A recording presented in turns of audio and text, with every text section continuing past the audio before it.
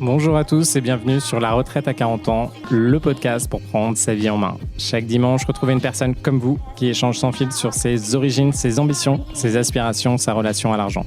Je m'appelle Victor Laura, je suis l'expert français du frugalisme et du mouvement FIRE, Financial Independence and Retire Early, indépendance financière et retraite précoce. Retrouvez mon livre La Retraite à 40 ans, c'est possible aux éditions Larousse. Pour rejoindre le mouvement FIRE, c'est sur devenirfrugaliste.com. Il y a une communauté, des workshops et des outils.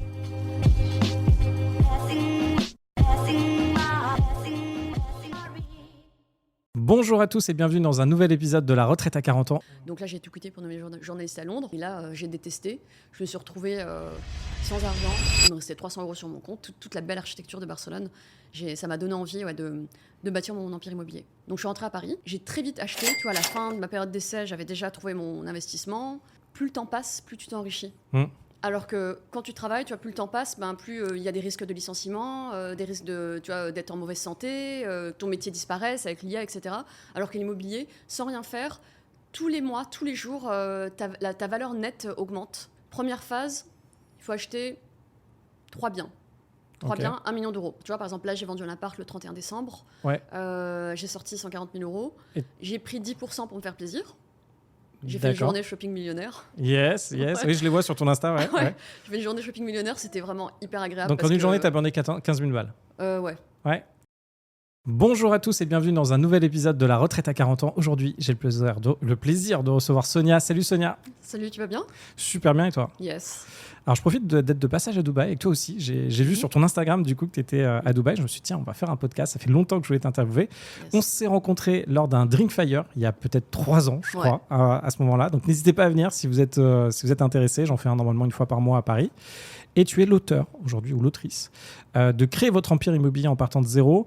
Et je crois qu'aujourd'hui, tu fais aussi de l'accompagnement pour aider les personnes à faire la même strat que toi. Et tu as une strat particulière dont on va parler aujourd'hui. Il y aura 3 rubriques dans ce podcast. Une partie d'où tu viens, une partie IMO, donc ta strat concrète, qu'est-ce que tu fais et comment tu accompagnes les personnes. Une partie lifestyle qui sera sûrement avant, parce que tu as un lifestyle que moi j'apprécie, j'aimerais bien voir comment tu le vis. Et une partie business aussi, comment tu as fait pour te développer. Par exemple, moi sur Insta, alors je pense qu'il y a plein de trucs que je respecte pas. J'ai aujourd'hui, alors je vous en parle, à peu près 8000 abonnés. Toi, tu en as 30 000. Du coup, j'ai envie de me dire, mais comment tu fais pour cartonner tout ça ? Bref, on a toute la structure de l'épisode. Est-ce que tu peux te présenter pour ceux qui nous écoutent ? Yes, donc merci pour ces présentations. Donc, je m'appelle Sonia, je suis avocate de formation, j'ai exercé comme avocate pendant 8-10 ans au total. Ensuite, je suis devenue juriste et puis au fur et à mesure du temps, j'ai investi en immobilier jusqu'à développer un patrimoine immobilier conséquent. Et aujourd'hui, je fais de l'achat-revente principalement. Voilà, en France et à l'étranger aussi. En France et à l'étranger, donc ça c'est top. Aujourd'hui, alors question directe, tu es résidente fiscale où ? Tu es toujours en France ? Toujours en France, ouais. Toujours en France. Ouais. Comment tu t'es retrouvée donc avocate ? Généralement, quand on est avocat, alors moi les avocats que je connais, ils sont pas très risk-takers. La plupart d'entre eux, ou juristes du moins, quand on va dans ce milieu-là, d'ailleurs beaucoup de femmes d'ailleurs, mais c'est très, on aime le contrôle, on aime les lois, on aime tout ça. Comment tu as fait du coup ? Est-ce que tu étais déjà quelqu'un à prendre du risque dès le début ou comment tu as fait ta bifurqué pour aller sur de l'IMO qui est finalement un risque et maintenant tu fais du business donc c'est risqué aussi ? Ouais, tu as raison de dire que l'immobilier c'est du risque, mais justement quand on a un profil contrôle, sécurité, mais en fait on fait tout pour tout verrouiller. Tu vois, moi, mes investissements, je suis pas en risque sur mes investissements parce que la manière dont je le fais, dans la manière dont je le fais, je fais très attention. Tu vois, avant d'acheter, je fais toujours un audit. J'achète pas n'importe quoi aussi. J'achète que des actifs de qualité qui génèrent une plus-value immédiatement dès que j'ai fini mes travaux. J'anticipe aussi. Tu vois, par exemple en 2020, j'ai anticipé la baisse des prix, donc j'ai arbitré mon parc. J'ai revendu ce que je voulais revendre. J'ai réinvesti dans des meilleurs actifs. Je me suis concentrée sur le secteur Triangle d'Or, Champs-Élysées. Et là maintenant, tu vois, j'ai un gros patrimoine à Paris. Pareil, je commence à investir à l'étranger pour diluer le risque et diversifier. Est-ce que tu es OK de dire maintenant combien tu as de parc IMO en brut ou en net ? Est-ce que tu es OK de donner ton patrimoine là-dessus ou... Oui, je suis à peu près à 4,5 millions. Tu as 4,5 millions, principalement à Paris, c'est ça ? Principalement à Paris. J'ai des immeubles aussi en Ile-de-France et là maintenant, du coup, des biens immobiliers en Espagne. En Espagne, Et je suis en train de développer Dubaï et Marrakech aussi. Dubaï et Marrakech. Ok, on reviendra là-dessus, c'est super intéressant. Est-ce que tu peux me dire d'où tu viens ? Est-ce que tes parents, ils avaient de l'argent ou pas? T'es né où? T'étais dans quel coin? Yes. Alors moi, je suis née à Paris, de parents qui sont arrivés d'Algérie à la fin de l'indépendance, la fin de la guerre d'indépendance en Algérie. Donc mon père était ouvrier dans le bâtiment, ma mère était mère au foyer. On a grandi avec peu, matériellement, mais juste ce qu'il fallait. Et en tout cas, émotionnellement, nos parents nous ont toujours poussés à faire des études et pour ne pas avoir la vie qu'eux ont eue, quoi. Donc j'ai grandi dans un environnement familial où l'école était très importante. Il fallait vraiment réussir à l'école, c'était très très important. C'était vraiment la voie de sortie, quoi. Tu dis on, t'as des frères et sœurs, d'accord? Ouais, j'ai 2 sœurs et un frère. 2 sœurs et un frère. Ouais. T'as fait ça, t'habitais dans quel coin? À Rosny-sous-Bois, dans le 93. Donc dans le 93, Rosny-sous-Bois. Rosny-sous-Bois, ça allait déjà à l'époque, c'était déjà... oui, c'était bien. Tu vois, les gens croient à 93 que c'est la zone. Enfin là, ça allait. Enfin, non, c'était correct. Du coup, tu fais tes études. Est-ce que tu as eu des ressentis par rapport à l'argent? Est-ce que comment tu vivais ça? Est-ce que tu voulais avoir des choses que tu n'avais pas? Est-ce que tu as des premiers souvenirs comme ça? Comment ça s'est passé? Ouais, carrément. Ouais. Quand on était petit, c'est vrai qu'on n'avait pas beaucoup d'argent. Donc, tu vois, les jouets, on n'avait pas forcément tout ce qu'on avait. Quoi d'autre? Ensuite, à l'adolescence, enfin, même tu vois, à l'école, quand tu vois les trucs à la mode, tu as envie d'avoir la même chose, le même bonnet, les mêmes chaussures. C'est quoi le truc que tu n'as pas eu? Vas-y, dis-moi. Le truc que j'ai pas eu. Que tu dois avoir maintenant, ou peut-être en version plus. Je sais pas si tu te souviens, parce que je pense qu'on a pro de la même génération. T'as quel âge là? Je dis pas mon âge. Ah, pardon, ok. Mais je suis pas loin de toi. Ouais. Et tu te souviens, dans les années 90, à un moment, il y avait des bonnets. Enfin, la mode des années 90, vraiment, c'est épique. Et je me souviens qu'il y avait des bonnets. Bon, c'était pour les filles, avec une espèce de moumoute qui entoure la terre. Ah oui, je vois très bien. Qui entoure la tête. Et ça, je l'ai pas eu, tu vois. Ouais, je pense qu'en vraie version, alors je sais pas comment ça coûtait à l'époque, mais peut-être bien 400. Ah, peut-être pas, peut-être un peu moins à l'époque. 400 peut-être, 400 euros, un truc comme ça, peut-être. Je sais pas, mais en tout cas, je l'avais pas. Tu l'avais pas. Là, tu as beaucoup changé. Là, aujourd'hui. Là, j'ai tout ce que je veux. Ouais. Tu as tout ce que tu veux. Donc, et tu le partages. Donc, que ce soit, je crois, sac de luxe, t'es OK. Que ce soit, et on va en parler, prendre une business, tu fais ça. Montre, etc. On parlera tout à l'heure de comment tu vois cette partie-là. Donc tu vis, donc effectivement il y a des choses, tu te rends compte que t'as pas ce que tu veux, tu fais tes études de droit. Alors généralement on gagne pas beaucoup quand on fait du droit, pendant pas mal de temps, et on cravache pas mal, et c'est un milieu un peu ingrat. Je trouve au début, je sais pas comment tu l'as perçu, comment ça s'est passé du coup ton arrivée en tant qu'avocat et en tant qu'avocate, et est-ce que t'as vraiment été avocate du coup? Ah oui. Ouais.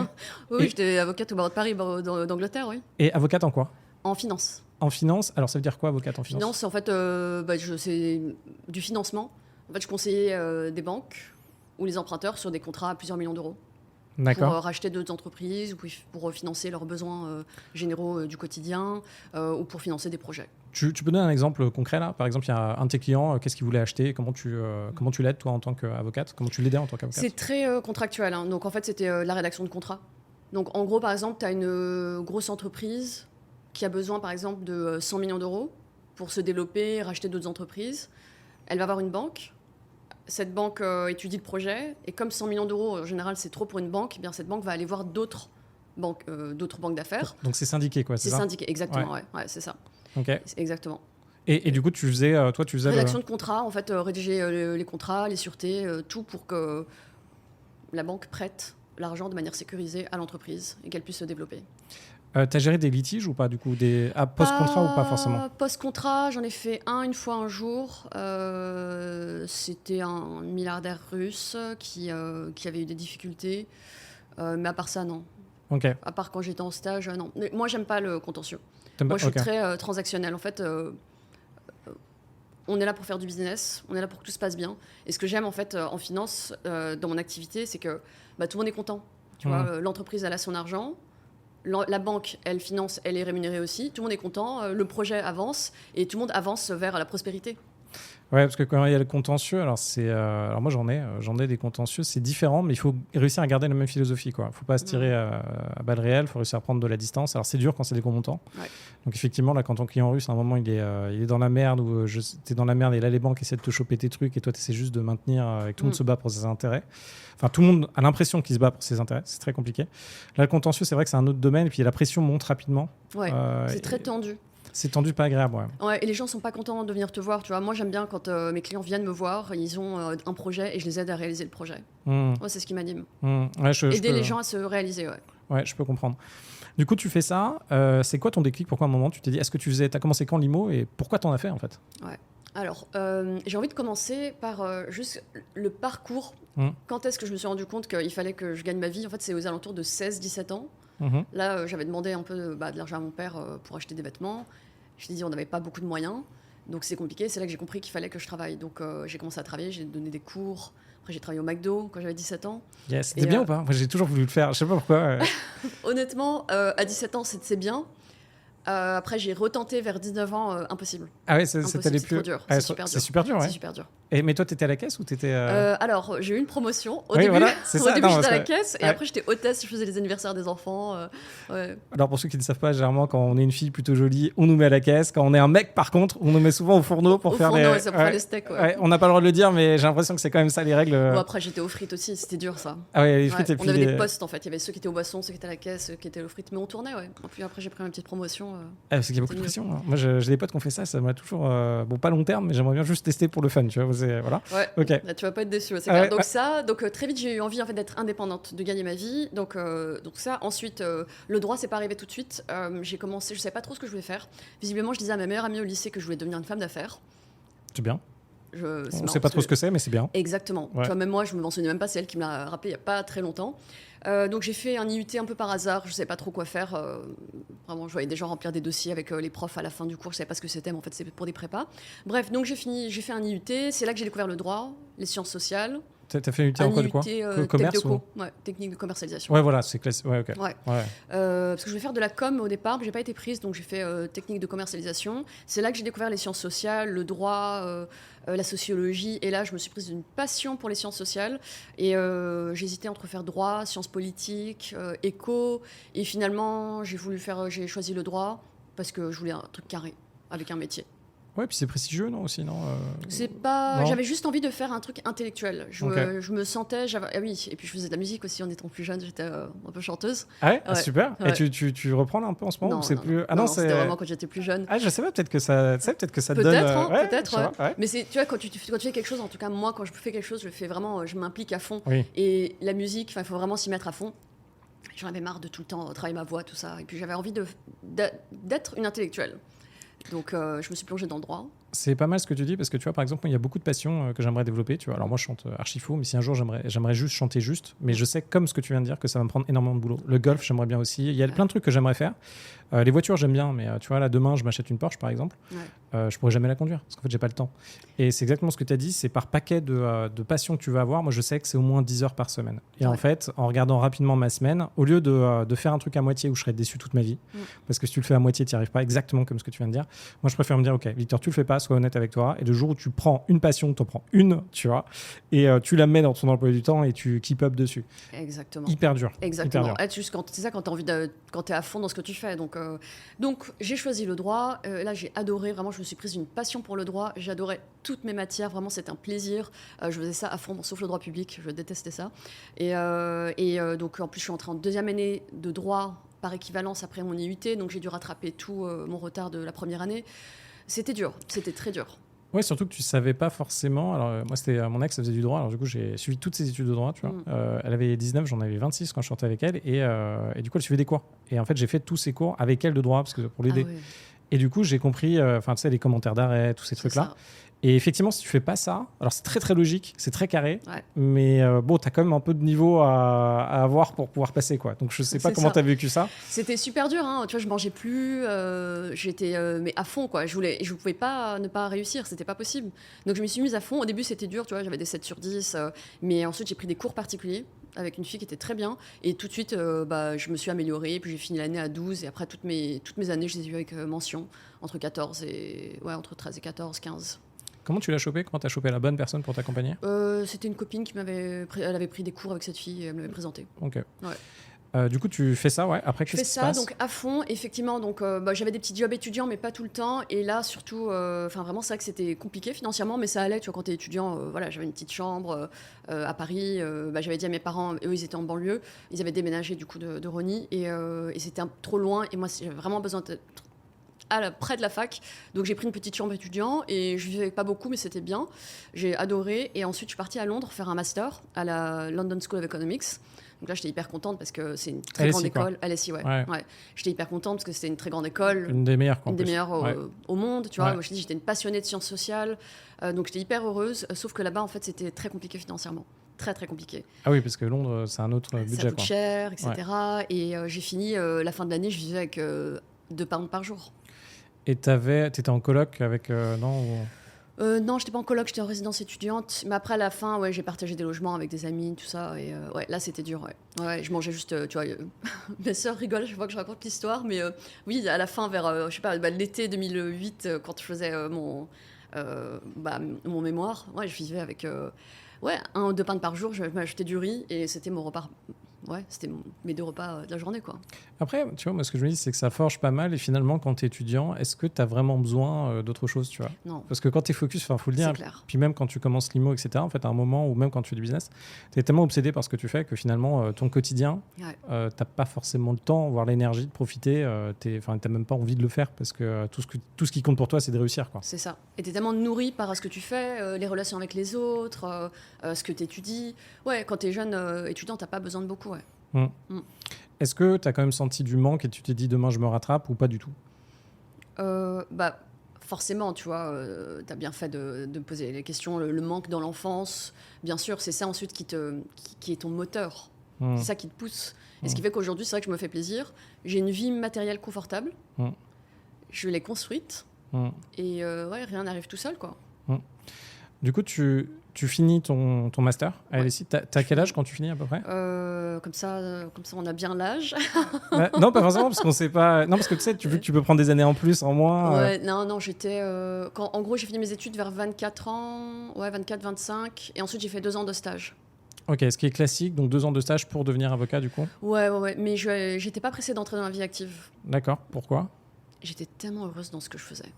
J'adorais tout ce que j'étudiais. Je voulais vraiment faire beaucoup de choses. J'adorais. Je sais pas comment dire ça. J'ai adoré. Je cherchais pas à gagner de l'argent. Je voulais juste faire mes études. Et mon objectif à l'époque, c'était de faire les études qui allaient me permettre d'avoir un impact sur la société. Et au début, je voulais faire des droits de l'homme, droits de l'environnement, travailler en organisation internationale, jusqu'à ce que je finisse par comprendre qu'en fait, sans argent, tu peux pas aider les autres. Et ce qu'il faut, la clé du bien-être et de la prospérité, c'est l'argent, en fait. Quand tout le monde a de l'argent, tout le monde est content et c'est ce qui amène à la paix. Donc, comment tu te retrouves du coup à faire de l'IMO ? Là, tu es en stage ? C'est à quel moment Alors là, je commence collaboration, première année de collaboration. J'arrive, parce que j'avais fait mes stages à Londres, Londres, Luxembourg. Je retourne en France, mais sans le sou. Mais vraiment plus rien. Là, je commençais à souffrir. Je mangeais du pain aussi. Je mangeais du pain à 30 centimes parce que j'avais 1 000 € d'indemnité de stage. J'avais 400 € de loyer, 400 pounds de loyer, 450. C'était très, très compliqué. Et j'avais une offre de stage à l'OMC. Et j'étais arrivée à bout. Je ne pouvais plus vivre comme ça. Et j'avais eu du coup une offre de collaboration dans un cabinet d'affaires à Paris. Et du coup, j'ai choisi, ça y est, il était temps d'entrer dans la vie active. Et dès que je suis entrée dans la vie active, j'avais un salaire correct. Je crois que j'étais à 2 700 €. Je dis correct parce qu'à Paris, en dessous de 3 000 €, on ne peut pas vivre correctement. Surtout aujourd'hui, Surtout aujourd'hui, Et donc j'ai commencé à travailler. Et là, dans mon cabinet, il y avait un associé. Parce qu'en cabinet, en fait, il n'y a pas de hiérarchie. C'est juste il y a les avocats qui sont associés de la structure et les collaborateurs. Il y avait un associé qui était très, très vieux, assez mal en point, et qui continuait à travailler. Et ça se voyait, déjà on me le disait, et puis ça se voyait qu'il continuait à travailler parce qu'il n'avait pas le choix. Et c'est là que j'ai eu le déclic. Je me suis dit, mais en fait, je peux pas terminer comme ça. Là, aujourd'hui, je suis heureuse d'être avocate, je suis bien, j'aime mon métier, mais je sais que je ferai pas ça toute ma vie et je veux pas arriver à cette situation où je me sentirais obligée de continuer à travailler parce que j'aurais pas le choix, comme cet avocat-là. Donc là, j'ai acheté ma résidence principale. À Paris ? À Paris. Et ensuite, j'étais bien, j'étais heureuse en étant avocate d'affaires, mais il me manquait quelque chose. En fait, je sentais que ma place était ailleurs. Je ne sais pas trop quoi. Là, on était au début des années 2010. Tu vois, les réseaux sociaux, c'était pas comme maintenant. L'information circulait pas. Je savais juste que j'avais envie d'être financièrement à l'aise, en sécurité. Et je savais que c'était pas le travail, aussi rémunérateur soit-il, qui allait m'apporter cette sécurité financière.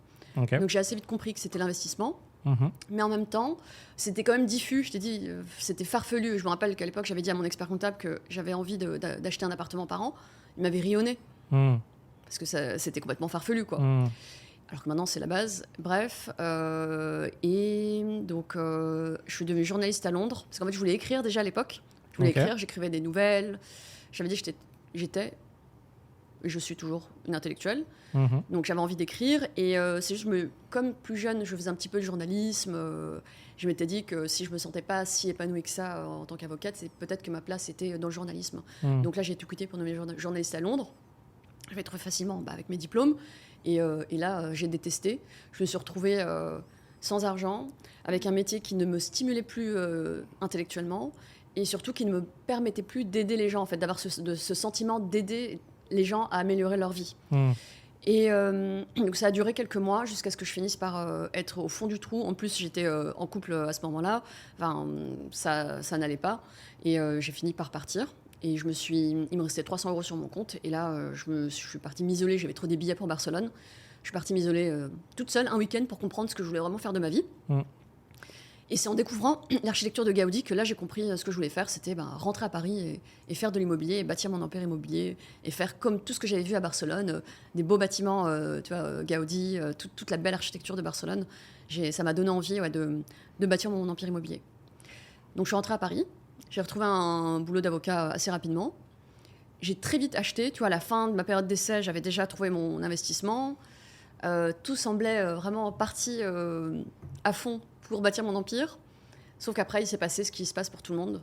Quand on est seul et qu'on n'est pas guidé, ça marchait pas, quoi. C'était vraiment deal. J'ai oublié mon objectif. En fait, je suis retournée dans le quotidien, la vie de tous les jours. J'ai passé le barreau anglais aussi. Parce que j'aime profondément les droits. Je suis vraiment une juriste. J'adore ça, j'adore le droit. Et ça m'avait fait beaucoup de mal, en fait, d'avoir quitté mon métier, surtout qu'en tant que juriste, avocat, on se confond, on confond notre identité avec le droit. Mais ça fait quand même partie intégrante de nous. Ouais, mais tu vois, par exemple, je suis très attachée aux valeurs de justice et d'intégrité. Et le droit fait partie de ma vie au quotidien, même dans mon activité aujourd'hui dans le business, dans tout ce que je fais, il y a toujours cette dimension de justice et d'équité qui entoure tout ce que je fais au quotidien.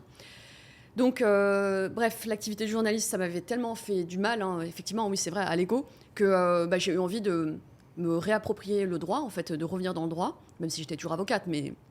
Et puis, j'avais toujours voulu faire du droit anglais, mais quand j'étais plus jeune, c'était pas possible, c'était trop tard pour les doubles diplômes.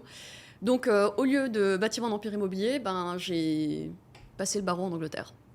Ça m'a pris 1 an, et je suis devenue sollicitor. Et pourquoi exactement ? Parce que, tu vois, en t'écoutant, je pense qu'on a tous besoin à un moment de prouver ce qu'on... Donc, je vois, toi, l'aspect intellectuel, mais même encore aujourd'hui, tu vois, c'est très important pour toi. Je pense qu'à un moment et aujourd'hui, tu sais que tu commences à te dépasser. En fait, même si c'est important pour toi, finalement, il n'y a plus de ressenti chez toi.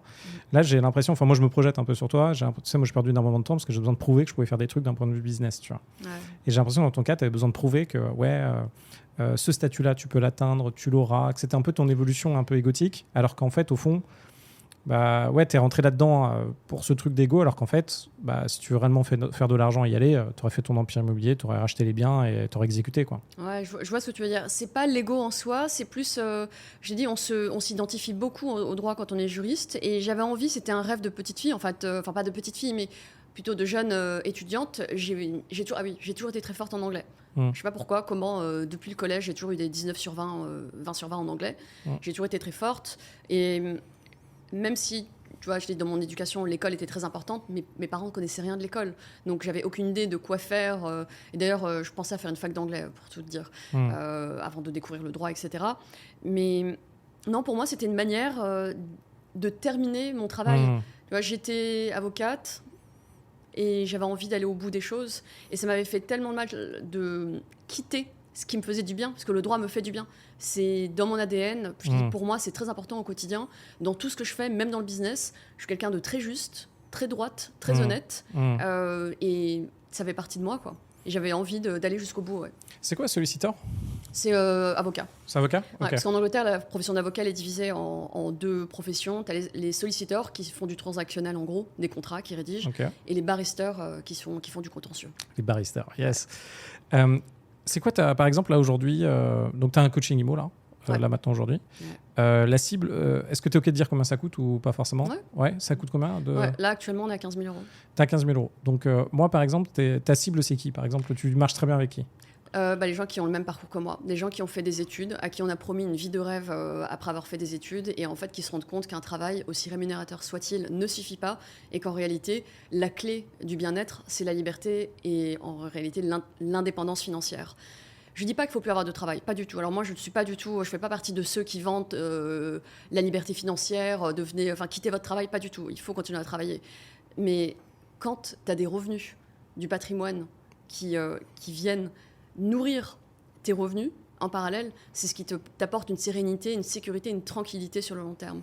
Et les personnes que j'accompagne, elles viennent pas me voir parce qu'elles veulent devenir rentières. Elles viennent me voir parce qu'elles ont un métier rémunérateur, mais elles savent qu'elles ne feront pas ce métier toute leur vie et elles veulent anticiper et se donner le choix de changer de vie le jour où elles en auront envie.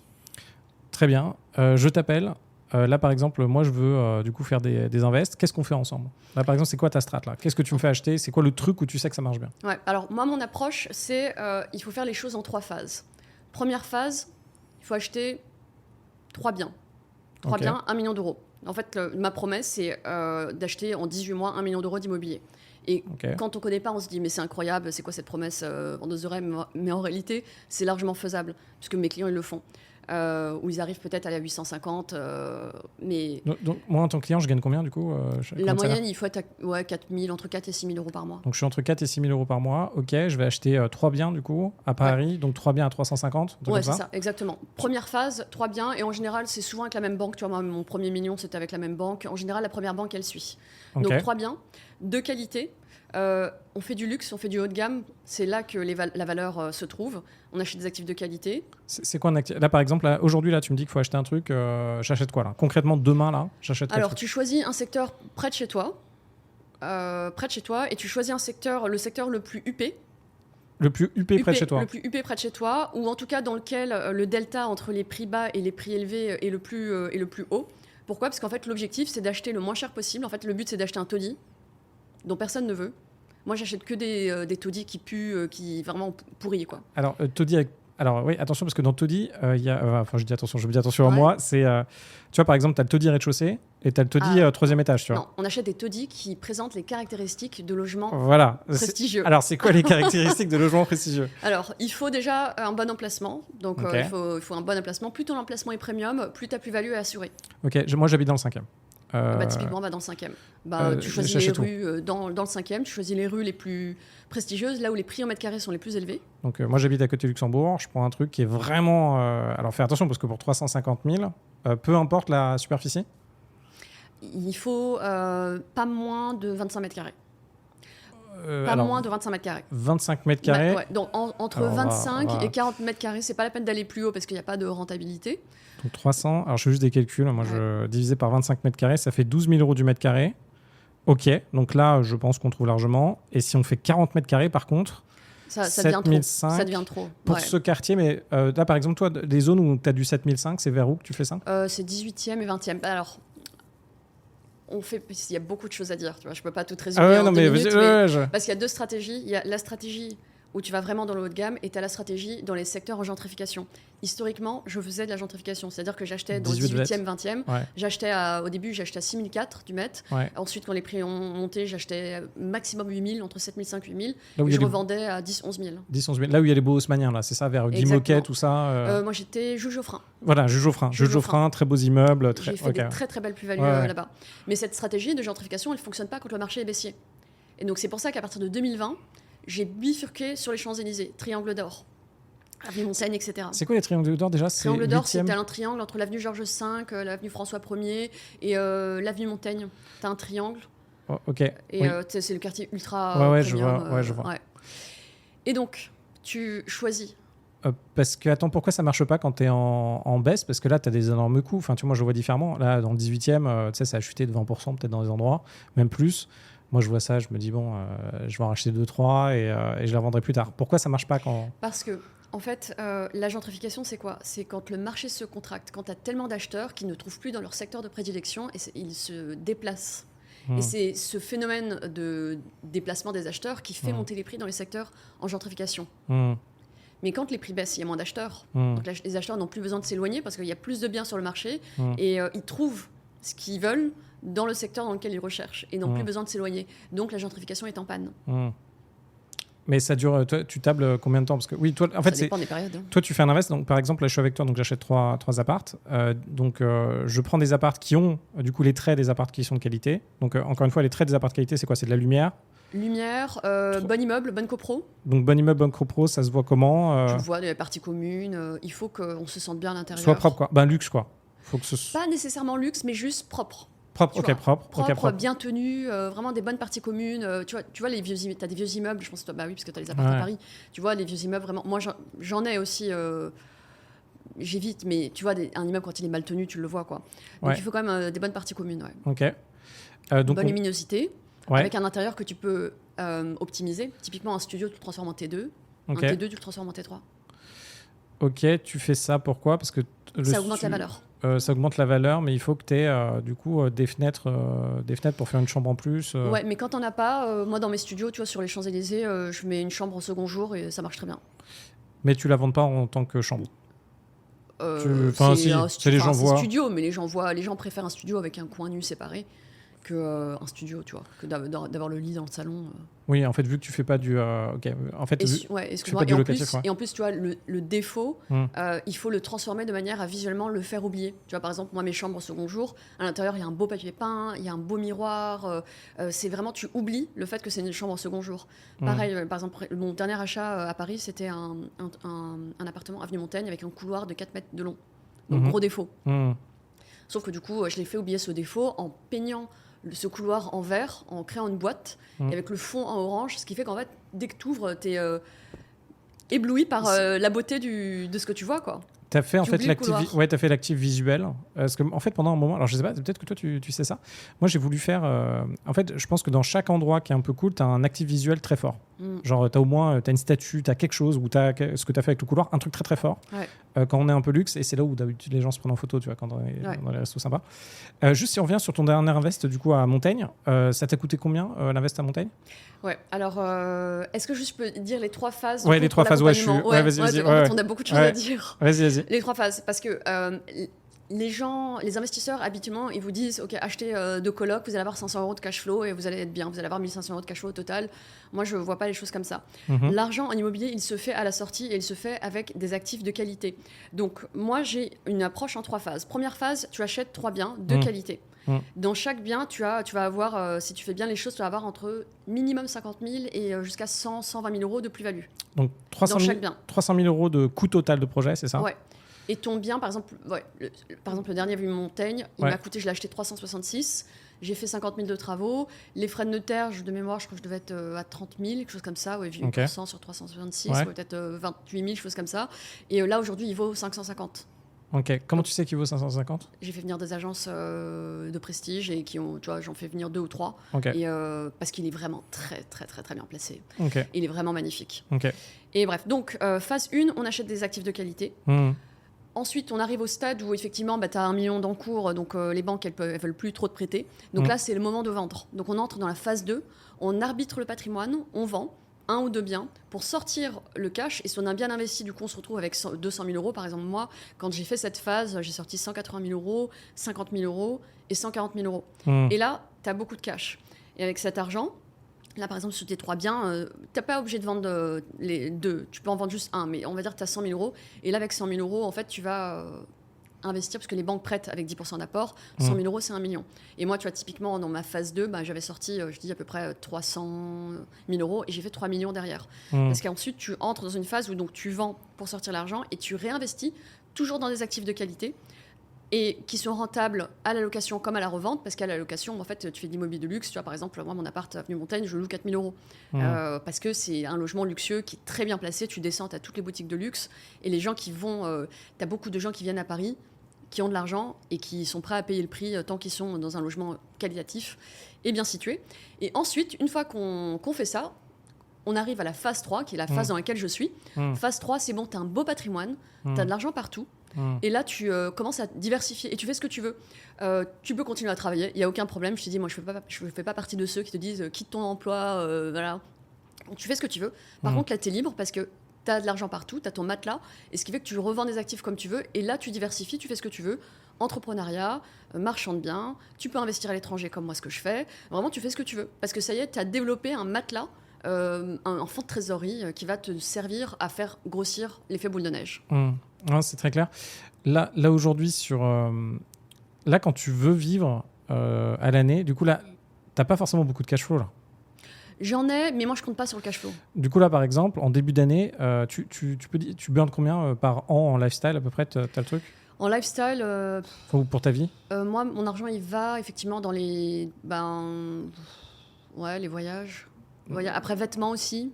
Mais j'achète pas n'importe quoi. J'achète des beaux vêtements qui ont de la valeur et que je revends dès que... Ah, tu revends, ok. Ouais. Disons, mais tu burnes quoi? 5, 10, 20 000 balles? Ouais, peut-être 5. Non, pas plus. Ouais, 5 En lifestyle... Ou en vie globale, c'est en ta vie globale, par mois, je dois être peut-être entre 8, peut-être 8 000. 8 000 ouais. Entre 8 et 10 000. Donc en gros, là, tu te dis, OK, cette année, je vais burner 100 000 balles, quoi, 120 000 balles. Tu sais que tu as des revenus du coup qui viennent de ton coaching. Toi, ça t'a permis de faire ton coaching. C'est pas mes revenus là actuellement pour l'instant, c'est pas. Ouais, c'est l'IMO, les plus-values. En fait, je suis devenue marchand de biens. Ouais, c'est ça. Mais du coup, tu te dis, OK, cette année, j'ai besoin de, je sais pas, 150 000 balles. Et tu te dis, OK, je prends cet appart-là, je le vends, j'ai 150 000, je peux le burner cette année. Je burne pas. Non, je burne pas. En fait, par contre, c'est que j'ai toujours une longueur d'avance. Je sais à l'avance ce que je vais vendre. Tu vois, par exemple, là, j'ai vendu un appart le 31 décembre. Ouais. J'ai sorti 140 000 €. J'ai pris 10% pour me faire plaisir. J'ai D'accord. fait une journée shopping millionnaire. Yes. Ouais. Oui, je les vois sur ton Insta. Ouais. J'ai fait une journée shopping millionnaire, c'était vraiment hyper agréable. Donc, en une journée, tu as burné 15 000 balles. Ouais. Ouais. En combien de pièces? J'ai acheté que des actifs de qualité, quoi. Ouais, mais du coup, tu peux le faire en un seul, tu vois. Donc, c'est ça, ouais. J'ai acheté des bijoux, sacs à main, que des articles vraiment, tu vois, qui maintiennent leur valeur. Ok, donc tu as acheté des trucs à 4 000 balles, quoi.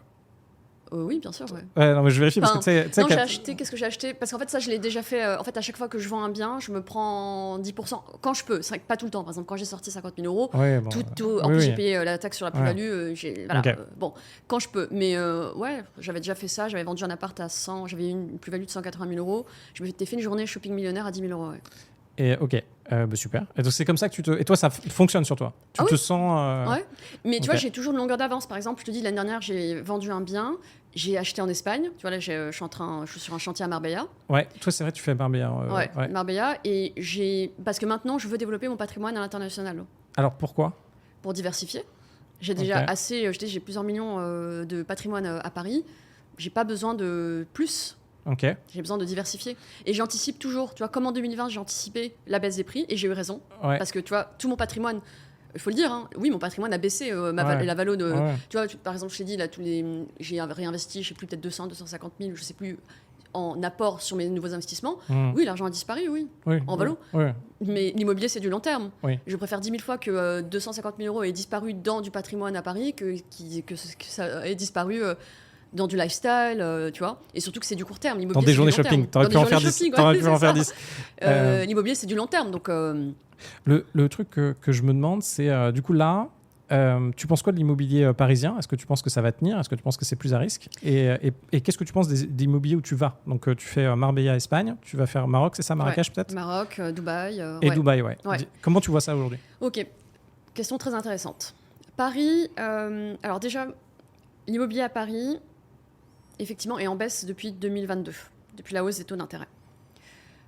Mais l'immobilier est cyclique. Il ne faut pas oublier, quand on regarde la courbe de l'immobilier sur le long terme, on voit que l'immobilier, c'est des cycles. Il faut juste apprendre à investir selon les cycles. Par exemple, ceux qui ont investi entre 1991 et 1997, à l'époque, les prix étaient vraiment, vraiment baissiers. Il fallait voir, du jour au lendemain, les prix ont fait moins 30% à Paris du jour au lendemain. Et j'ai des amis, tu vois, qui ont la cinquantaine et qui ont investi dans les années 90. Ils m'ont dit qu'à l'époque, les gens les prenaient pour des fous, quoi. Crise pétrolière, quoi. C'est ça, hein. Ouais, c'est la guerre du Golfe qui a déclenché la baisse des prix du jour au lendemain, moins 30%. Je crois qu'il y a eu le plus gros de Paris, je crois que c'était moins 40 en tout, presque moins 50. Ouais, tu vois. Donc il fallait avoir le courage déjà à l'époque d'investir quand les prix étaient baissiers. Mais regarde 10, 20 ans après, ils ont fait des plus-values, fois 3, fois 10, vraiment démentiel. Et donc c'est pour ça que je te dis l'immobilier, c'est du long terme.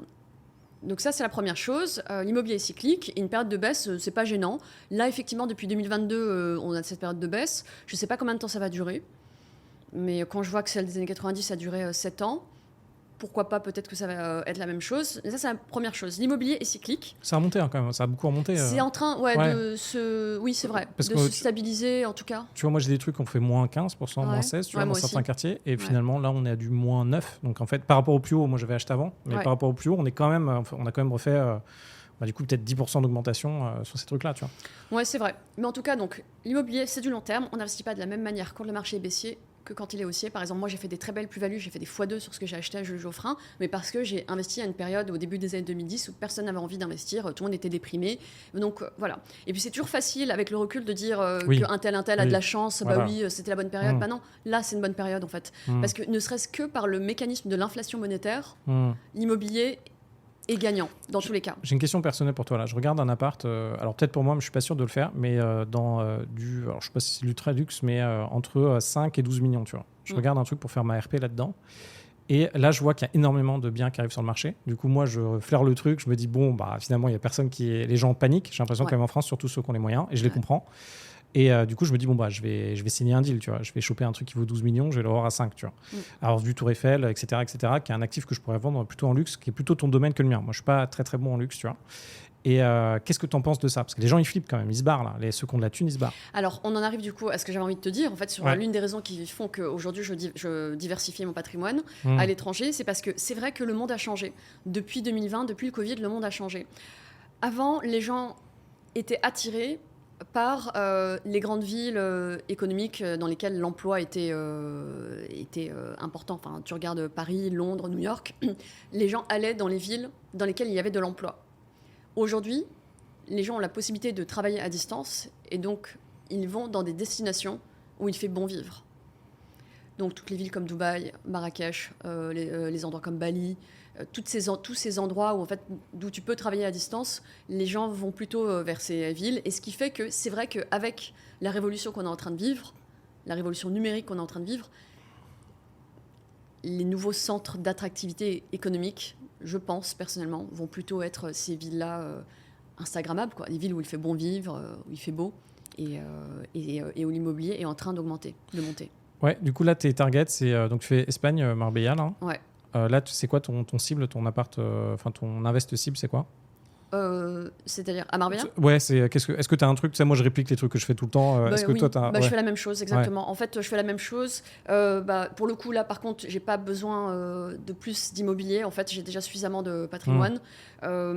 L'idée, c'est je fais de l'achat-revente. Mais c'est toujours pareil. En fait, je garde des biens 4-5 ans et puis je les revends dès que j'ai envie de changer. Et là, même exactement la même méthode de travail. J'ai acheté dans un quartier central, attractif, aussi bien rentable à la location, comme il est très bien situé, qu'à la revente. Et voilà. Ok. Et là, Dubaï, tu veux faire quoi? Dubaï, alors moi, j'aime pas l'achat sur plan. Je sais qu'à Dubaï, l'achat il se fait sur plan, mais j'en suis pas à un stade de mon développement où je suis prête à mettre 500 000 euros et ne pas revoir le bien avant 4-5 ans. Je sais que... Croiser les doigts. Ouais. Ça va, j'aime bien. Ouais. Toi aussi, t'es comme ça aussi? Non, mais là, je vais justement, j'ai envie de franchir ce cap. En fait, il y a plusieurs caps que j'essaie de franchir, tu vois. Un cap dans le luxe sur des gros apparts à Paris et un cap justement à Dubaï. Là, moi, j'aimerais bien mettre 1 million cash pour acheter 5 millions sur plan dans une tour et voir ce que ça donne, sachant que c'est des trucs... je pense que pour en arriver là, faut... ça dépend de son aversion au risque, mais à mon avis, il faut quand même être prêt faut quand même être un minimum solide, quoi. Faut être prêt à perdre cet argent, même si a priori tout se passe bien, etc. Mais non, et on en revient à mon profil. J'ai un profil très safe, très sécurité. Je ne mets pas 500 000 euros dans un actif qui n'est pas construit et qui dépend des autres. Moi, je suis très indépendante. J'aime être sûre. Enfin, quand je mets de l'argent quelque part, je sais que c'est là. Tu vois, j'ai fait mon audit en amont, j'ai fait ma due deal. Le truc est là. J'ai les bonnes assurances. Si il brûle, j'ai le remplacement à neuf. Vraiment, je suis très très sécurité. C'est peut-être une question de thune, hein. Peut-être que je sais pas, si demain tu fais 2-3 beaux deals, tu arrives à 10-20 millions de patrimoine, peut-être que là tu te diras sûr, bien sûr, en fait c'est une question de thune. Et aussi, en fait, c'est une question de est-ce que tu es prêt à perdre cet argent? Et je suis pas prête à perdre cet argent, non. Dubaï, du coup, qu'est-ce qui t'intéresse ici? À Dubaï, c'est à Downtown. Okay. Il y a une résidence que j'adore. Ok. En fait, Vas-y, envoie. Ça s'appelle Old Town. Ouais. Et c'est en fait un espèce de petit village méditerranéen ou arabesque. Ouais. Tu te réveilles avec le chant des oiseaux. Ouais. Tu ouvres la fenêtre, tu as une vue sur les arbres avec des fleurs et les oiseaux qui chantent. Et en fait, tu es en plein downtown. Tu descends, tu vois le Bourges. En plein downtown. Du coup, tu négocies en ce moment. Ça coûte combien un appart Un one bed, on est sur 500 000 € à peu près. 500 000 et tu le laisserais en one bed du coup là. Ouais. Ouais. Parce que de toute façon ici c'est globalement du neuf, donc c'est un peu de ce que je vois, c'est un peu compliqué de modifier. Enfin, je me rends pas compte de modifier ce qui sort de terre. Ouais. Et en plus, même si tu modifies l'agencement des pièces, d'un point de vue administratif, tu peux pas modifier la description du bien. Okay. Tu vois, un 3 pièces reste un 3 pièces, même si tu crées une autre chambre. T'habites où aujourd'hui là? J'habite à Paris. T'habites à Paris. Est-ce que parce que j'ai l'impression que tu voyages beaucoup. J'ai vu sur Insta là, rapidement oui. ton débrief de l'année. Ouais. Ça ressemble à quoi ton année? Parce que tu as 12 mois, t'en passes réellement combien à Paris? Non, je suis basée à Paris. Je passe plus de temps que ce qu'on croit à Paris. C'est juste que sur Insta, je vais pas poster mon quotidien. C'est boring quoi. Ouais. Et non, par contre, je voyage beaucoup dès que je peux. Ouais.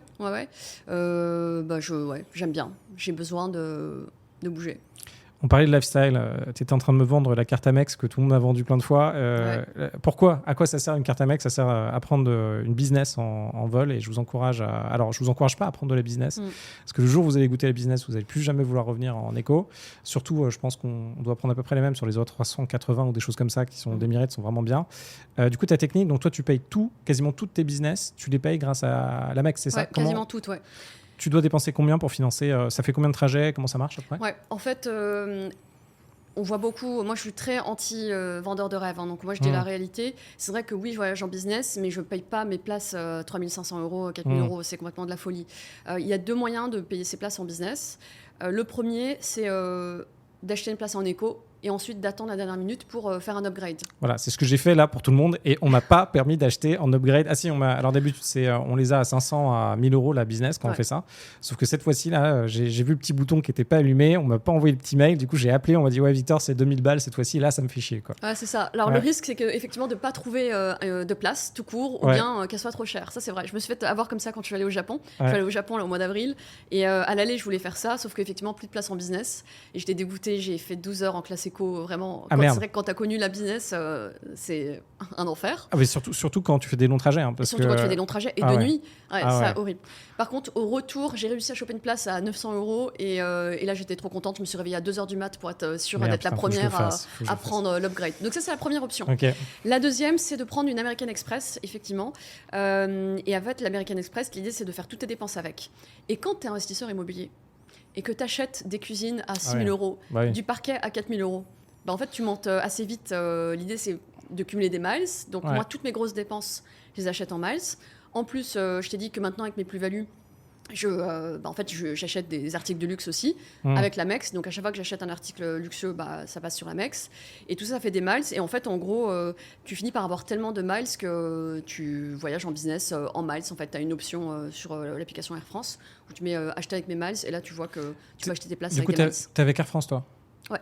Tu es avec Air France parce que tu peux aussi avoir ton Amex, c'est ce que j'ai demandé, tu as aussi ton Amex que tu peux avoir directement, tu la relis à n'importe quelle banque, je crois. Oui, exactement. En fait, c'est le compte de prélèvement, il est sur un compte, sur ton compte principal. Ouais. Du coup, toi, tes business, c'est. Bah non, parce que tes business, c'est Air France, tu vois. Du coup, toi. En fait, j'ai une carte Amex Air France. Ok. Du coup, tout est lié à Air France. Tout est lié à Air France. En fait, les miles, tu peux les utiliser sur Air France KLM. Ok. C'est très clair. Et pour ça, il faut être basé quand même en France parce que, tu vois, je pense à ceux qui habitent à l'étranger. Quand tu habites à l'étranger, je pense par exemple à ceux qui habitent à Dubaï. Ça sert à rien parce que, en fait, tes dépenses... il faut vraiment voyager de Paris régulièrement, quoi. Moi, je suis basée à Paris, donc mes voyages, je les fais de Paris. D'accord, oui, parce que tout Air France, quoi. C'est Air France. Ok. Mais à l'étranger, il y a des cartes équivalentes. Des cartes équivalentes, ok, ouais. Et oui, alors pour qu'on se rende compte, c'est les volumes, j'avais regardé, mais les volumes, effectivement, d'achat. Il faut quand même burner 100 000 balles par an, un truc comme ça, sinon c'est pas très utile, je crois. Il faut avoir des gros... Pour l'Amex, pour cumuler les pour réussir à bien payer des business et tout, je crois que c'est des gros montants. C'est quand même, c'est des gros montants, mais après, tu as des hacks. Tu vois, typiquement, par exemple, il faut se faire parrainer. Par exemple, ceux qui écoutent ce podcast et qui veulent se faire parrainer, écrivez-moi. Je sais pas si toi, tu as une Amex ou pas. Mais... Non, j'ai pas encore. Je pourrais te parrainer. Déjà, tu vois, ça fait 50 000 miles. Ah oui, un vol en business, c'est entre... C'est 50, quoi. 50 000 miles, un bon vol en miles, un bon vol business en miles, c'est à peu près 50 000 miles. Ouais. Mais tu as un petit curseur avant l'achat pour baisser le nombre de miles et augmenter les euros. Et en général, je fais ça. Du coup, ça me fait que 34 000 miles à peu près pour un vol, 35 pour un vol en business.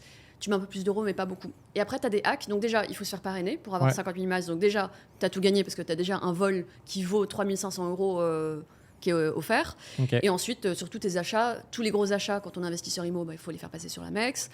Et ensuite... quitte à les rebalancer sur la boîte derrière. Hein. On les fait en perso et on les remet après sur la boîte. Et alors, c'est pas autorisé chez le service client. On n'est pas censé faire ça. Ouais, mais bon. Voilà. Pas, et après, sinon, la dernière option, c'est tu peux faire des top-up. Par exemple, quand tu as un moment, quand tu as fait un gros montant, par exemple, moi, quand j'ai des travaux, je dépense 20 000 euros. Tu peux aller sur le site de Flying Blue et acheter des miles, doubler tes miles, comme ça. Ce qui fait que, par exemple, il n'y a pas très longtemps, j'ai acheté, je crois, je sais plus, 150 000 miles pour 3 500 euros, quelque chose comme ça. Ce qui fait que, tu vois, chaque vol me revient, je paye, mais 500 euros, quoi. Non, c'est top. Ouais, non, mais je suis d'accord avec toi. Donc, c'est OK. Donc, toi, tu le fais avec l'Amex Air France. Du coup, pas Emirates, pas tout ça. Non. Non, moi, j'aime bien le. Ouais, mais bon. Je suis basée à Paris, donc finalement, moi, Air ça France, marche très bien. Pour l'instant. C'est bien. Comment tu as fait pour avoir 30 000 followers sur Instagram là ? Moi, je suis bluffé. Là. Moi, j'y arrive pas. Alors après, j'ai tous les défauts qu'il faut pour pas y arriver. Hein. Donc, comment tu fais pour réussir à avoir 30 000 followers ? Alors, en fait, moi, je pars du principe que quand tu te lances dans un nouveau domaine, quel qu'il soit, il faut être accompagné. Parce qu'on ne connaît pas, ça sort pas de nulle part, quoi. Moi, je suis avocate, juriste, je suis pas. Et donc, j'ai pris un coach au départ qui m'a aidé, il m'a bien aidé. Ensuite, j'ai pris un directeur de contenu et qui m'aide. Et c'est vrai que toute seule, sinon, j'arriverais pas. Parce que tu vois, tu travailles toute la journée, tu es occupé, et la création de contenu, c'est un emploi à plein temps. Donc, j'ai quelqu'un qui m'aide. Il est à Paris ? Oui. Ouais. Je te demanderai s'il peut me donner un coup de main. Ouais. Mais après, j'ai changé. J'ai eu 3 personnes. Donc, il faut être aidé. Parce que c'est un vrai, surtout, je dis, moi, je travaille au quotidien. J'ai pas envie de. Mon métier, c'est pas créatrice de Reels sur Instagram. Je suis occupée en journée. Donc, c'est quelqu'un qui est vraiment responsable. Mais il te fait tout. Il te fait les scripts, il te fait les hooks, il n'y a que toi. Non, ça, pour le coup, c'est du travail. Non, mais ça sort que de toi. Par contre, c'est sur la forme. Sur la forme, moi, je te conseille de prendre un head of content, un coach, qui va t'aider, en fait, à exprimer ton message. Et tu vois, il y a les hooks, il y a plein de choses. Ouais, moi j'aimerais quelqu'un qui m'écrive tous ces trucs-là. Tu vois, mais tu vois, personne peut écrire à ta place. Il y a quand même ce travail-là, mais tu as besoin de quelqu'un, c'est comme une assistante. T'es canon aujourd'hui là. On discutait un peu au début du podcast. Tu as voulu te mettre sur cet angle pour avoir ton angle particulier. C'est quoi les trucs que tu as en personal branding, en marketing, que tu peux partager aux personnes ? Par exemple, trouver son side où on est le plus beau. Alors peut-être que les filles le savent peut-être plus que les mecs, peut-être qu'elles sont plus intéressées par ça. Mais tu pourrais me donner quoi comme conseil ? Tu en as eu un autre avec la colorimétrie. La colorimétrie, c'est quoi les petits trucs que tu pourrais me donner là ? La première chose, c'est déjà de se sentir bien. D'être bien habillé, de se sentir bien dans ce qu'on porte. Ensuite, il y a effectivement connaître son profil. Moi, c'est le profil gauche, toujours. Et après, j'ai découvert récemment la colorimétrie. Donc, c'est une science qui qui explique que certaines couleurs nous vont mieux que d'autres. Donc là, je suis en plein travail là-dessus. Et c'est fascinant de voir qu'en fait, selon la couleur que tu mets, tu as l'air plus ou moins en forme, quoi. C'est quoi ton investissement plaisir qui a le plus de ROI ? Le truc où tu as ta dose de dopamine. Une fois, comment tu te félicites ? Alors, tu sais, tu fais tes journées shopping. Comment tu es arrivé à ça et comment tu te dis quand même OK de dépenser 10 000 balles dans une journée shopping ? Ce qui est un montant quand même... tu pourrais mettre ça en bourse, tu pourrais remettre ça dans l'IMO. Qu'est-ce qui fait que tu les mets dans une journée shopping ? Mais parce que je suis déjà en sécurité financièrement. J'ai déjà assez d'immobilier. Et surtout, ce qui est génial avec l'immobilier, c'est que plus le temps passe, plus tu t'enrichis. Alors que quand tu travailles, plus le temps passe, plus il y a des risques de licenciement, des risques d'être en mauvaise santé, ton métier disparaisse avec l'IA, etc. Alors que l'immobilier, sans rien faire, tous les mois, tous les jours, ta valeur nette augmente. Et puis quand tu sais investir, quand tu fais ce que je fais, c'est-à-dire une gestion dynamique, tu anticipes les risques, tu anticipes les changements de marché, tu dilues ton risque, tu diversifies, mais en fait, tu sais, tu es tranquille, en fait, tu es en expansion permanente. Et le plus dur, c'est de commencer cet effet boule de neige. Le plus dur, c'est de commencer, mais une fois que tu commences, c'est exponentiel, quoi. Sonia, on peut te retrouver où ? On peut me retrouver sur Instagram, donc sur Sonia Deram. Comment ça se crée ? Tu peux les placer pour Sonia, donc Sonia, S-O-N-I-A, Deram, D-E-R-A-M, tout attaché. Et vous pouvez me retrouver sur Instagram et me contacter. Qu'est-ce qu'on te souhaite si vous souhaitez être parrainé pour vous aussi voyager en business. Qu'est-ce qu'on te souhaite pour 2026 ? Pour 2026, il faut me souhaiter toujours ce confort matériel et aussi l'amour. C'est un sujet, on en a parlé un peu en off, ça se travaille en ce moment. Je te remercie. Passionnant. Je pense qu'on a revu donc, la stratégie en 3 éléments. Je trouve que c'est top. Moi, c'est pas une stratégie que j'ai forcément fait, mais je la trouve vraiment bien, vraiment intéressant. Et puis ça cartonne. Hâte d'échanger sur tes invests du coup à Dubaï. Là, moi, je commence aussi un peu à Dubaï pour voir ce que ça donne. Et l'étranger aussi, hâte de partager. Donc, je te dis à très vite, peut-être pour un 2e épisode. Yes, merci beaucoup pour l'invitation.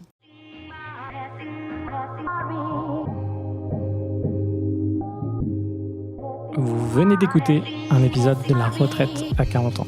N'hésitez pas à en parler autour de vous, à vous abonner, à rajouter 5 étoiles et à mettre un petit commentaire. Ça nous aide vraiment beaucoup.